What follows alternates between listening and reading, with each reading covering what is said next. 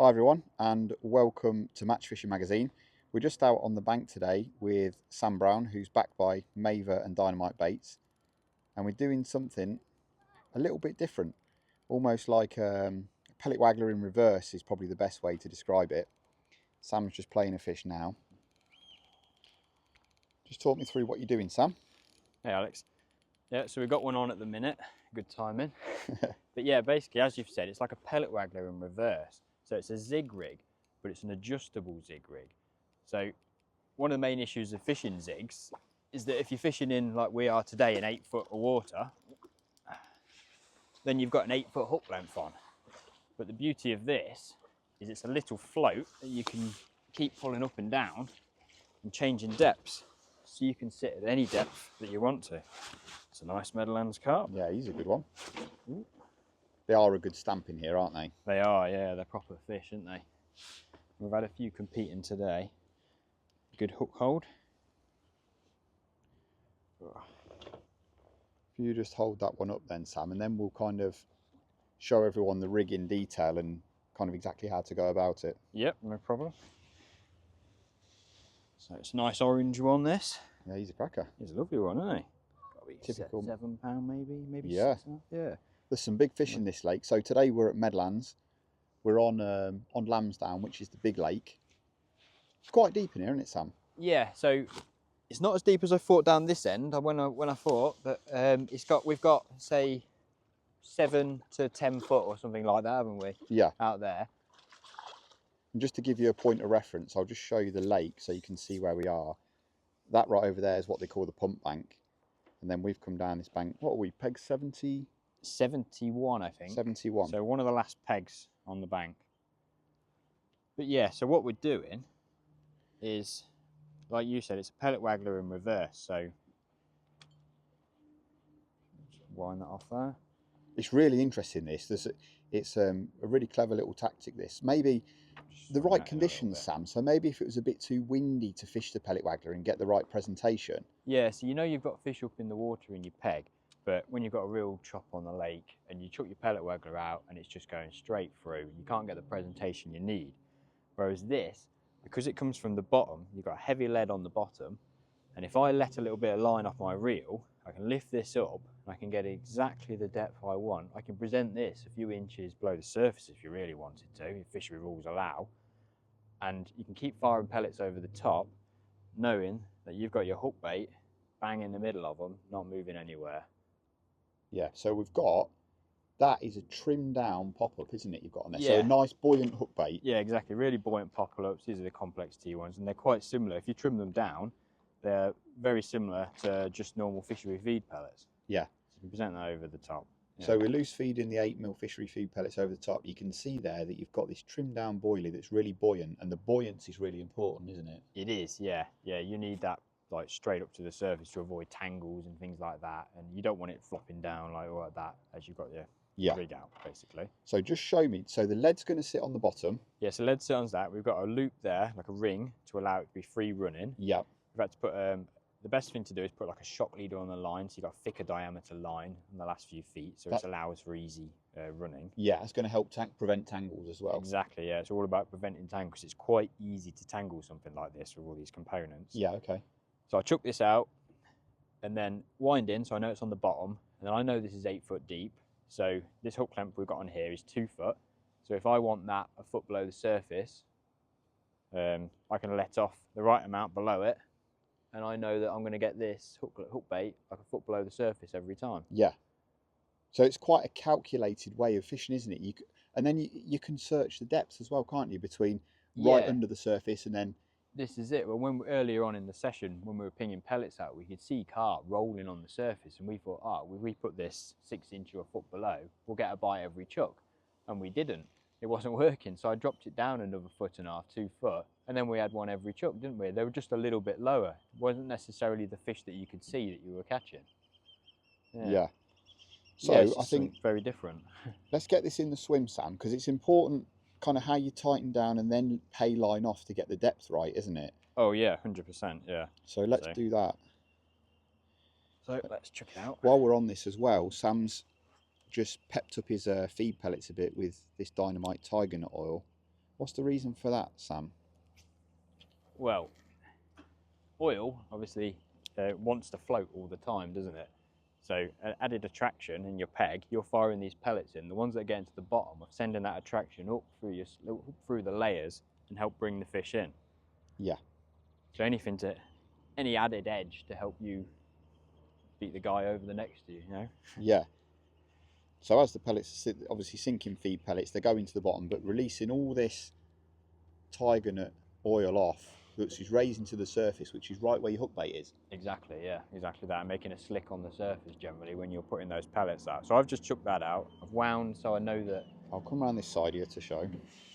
I've wound in, so I know now that that float is right next to where the lead is on the bottom. So any line I let off releases the float and then it comes up. And the easiest way to do this is in 1 foot increments. So if I undo that, so 1 foot, 2 feet, 3 foot, 4 foot. So I've released that 4 foot. So now I know with my 2 foot hook length, I'm going to be 6 foot up in that 8 foot of depth of water. Yeah. So you've got that kind of buoyant float 4 foot off the bottom and then the 2 foot hook length. Yep, that's it. We're just competing with some planes going overhead here, so let's give it a minute.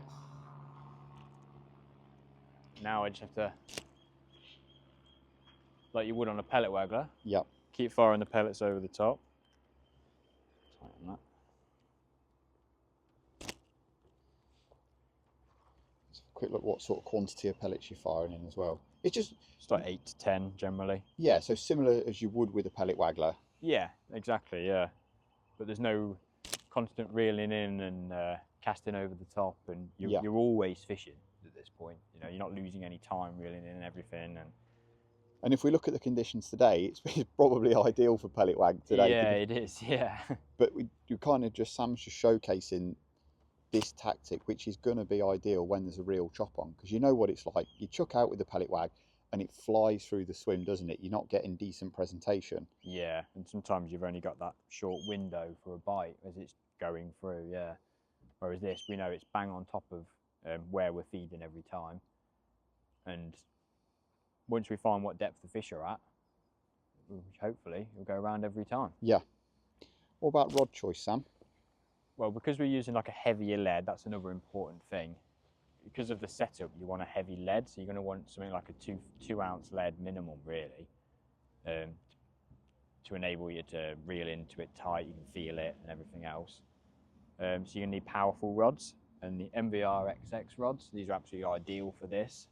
They're aimed at more like distance rods, but for this kind of fishing, the 12 and the 11 foot as well, they've got a lot of power in them. They can cast big leads easily, so that's the kind of rod that I'm after for this. Yeah, and let's just go back to that point you said about the heavy lead and the kind of key reasons for that.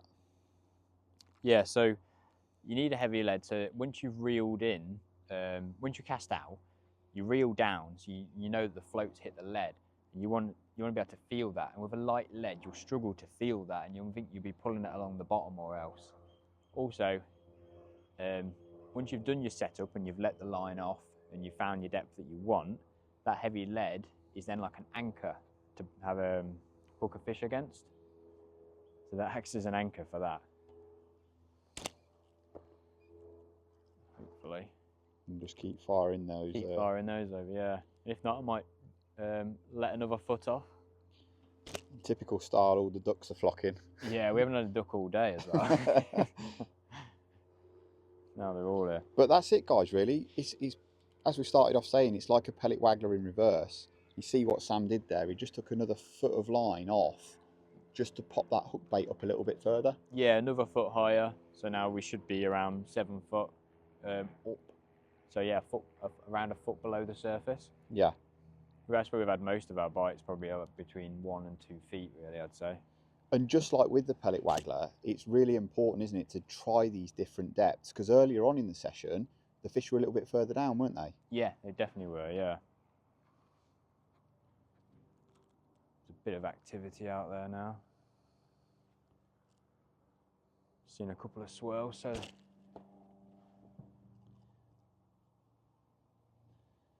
So that's the key components really covered. Right, we just had a little break actually because we had a massive heavy downpour of rain, so we had a break a minute.